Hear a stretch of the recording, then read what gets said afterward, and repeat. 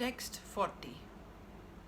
The senses, the mind, and the intelligence are the sitting places of this lust.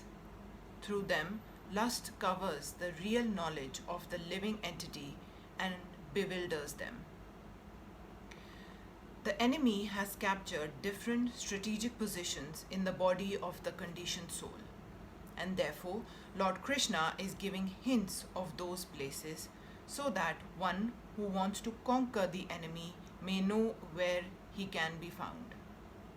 Mind is the center of all the activities of the senses, and thus, when we hear about sense objects, the mind generally becomes a reservoir of all ideas of sense gratification, and as a result, the mind and the senses become the repositories of lust. Next, the intelligence department becomes the capital of such lustful propensities.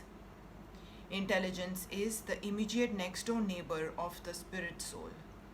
Lusty intelligence influences the spirit soul to acquire the false ego and identify itself with matter, and thus with the mind and senses. The spirit soul becomes addicted to enjoying the material senses and mistakes this as true happiness.